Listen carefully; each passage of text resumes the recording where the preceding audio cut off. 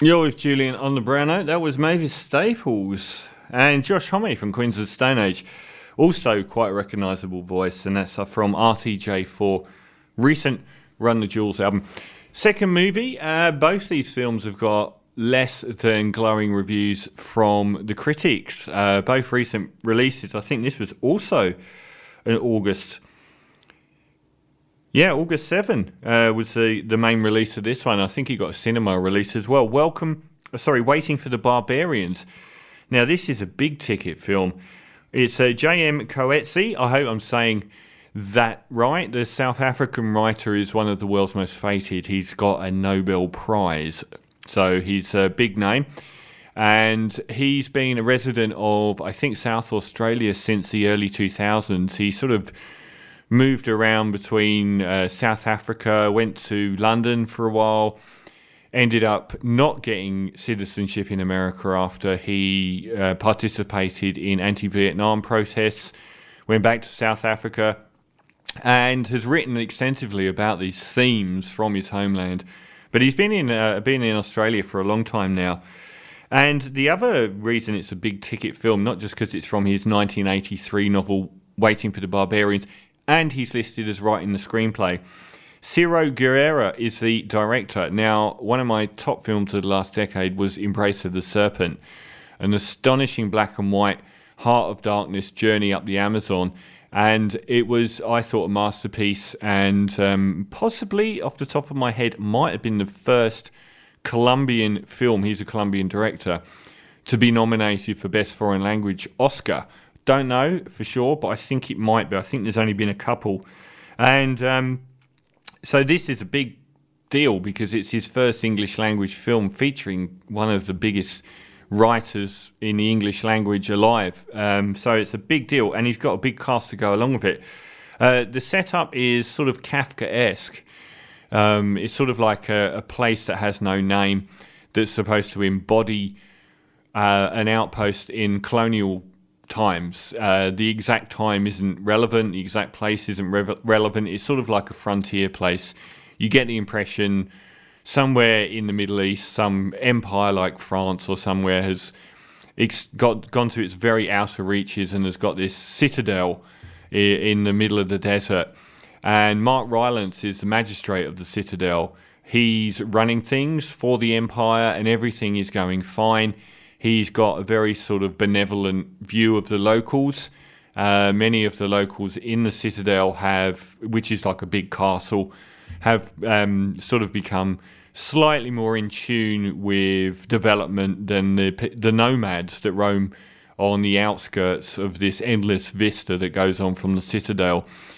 And one day, with everything going fine, and him being a very self-serious but very sort of, he knows the local language, he has good relationships with the locals. One day, Johnny Depp turns up as this police chief from the Empire, and he's a horror show. He turns up and basically he's roaming around the edges of the kingdom looking for signs of trouble. And immediately he's this very austere and very malevolent feeling guy. And his whole thing is, how do you know that these nomads on the outskirts aren't looking to overthrow us?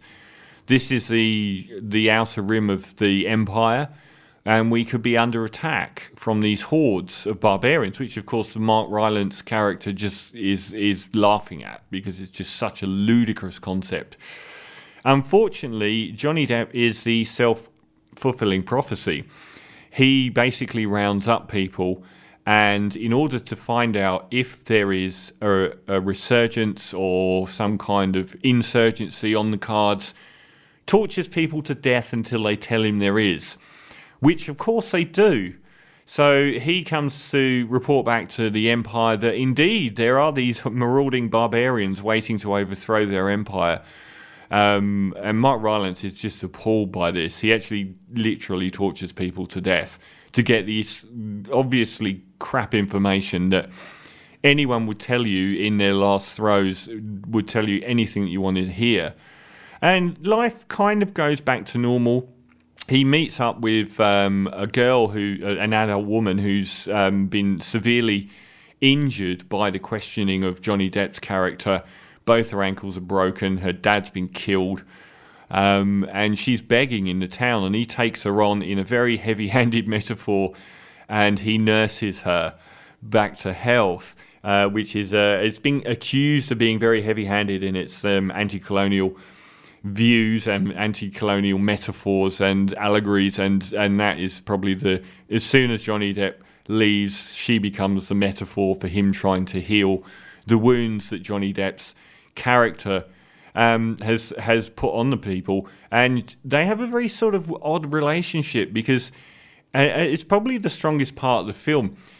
She ends up confiding to another person. She's crying all the time, and he thinks that it's because of the injuries that Johnny Depp's character has done to her. And it ultimately comes out that she's crying all the time because of him. And I could only read from that it's because he doesn't treat her like a human being. He's serious all the time, and he kind of treats her like this thing. And I thought that was both the most heavy-handed and the strongest metaphor in the film, was these benevolent forces treating local populations like they're a thing, to be babysat and to be mollycoddled, and not treating them in the same way as a normal human being. She's shown to be a lot happier with people that don't really care about her and actually talk to her like a normal human being. But anyway, he ends up taking her back to the desert. She wants to go back. She's had enough of being around all these people, and she wants to go back to her own nomads out in the middle of the desert. So he leads a troop out for a week or so, get lost in a sandstorm, and meets up with these tribe people, and they're very, very upset at him and basically say, "You're lucky we're not killing you." And that's obviously as a result of Johnny Depp's behaviour. He then returns to base, minus the woman and with his soldiers, to find out the whole citadel has been taken over by the Empire and their soldiers and Robert Pattinson. So now we have Robert Pattinson and Johnny Depp, both really horrific, malevolent embodiments of the worst kind of empire. And they take over the town and imprison him for his dereliction of duty and for conspiring with the enemy because he's been out to talk to these nomads. And it all goes to hell in a handbasket from there. Obviously, they have self-created this war with the nomads that they're going to have whether anyone likes it or not. And they've got plenty of people to torture and back up what they're saying, that they're about to be under attack. And the last sort of, not so much the second half, but the last third of the film is everything falling to pieces. Now, I think this is a much better film than it's being given. 56%, I think, on Rotten Tomatoes. It's because it's got such a high mind anyway. For a start, the director, what's his name? Ciro Guerra. He frames every shot stunningly. It's got this real sort of French Foreign Legion feel to it. The desert's framed beautifully, but so is the citadel. And it's very artistically shot. The cinematography is beautiful.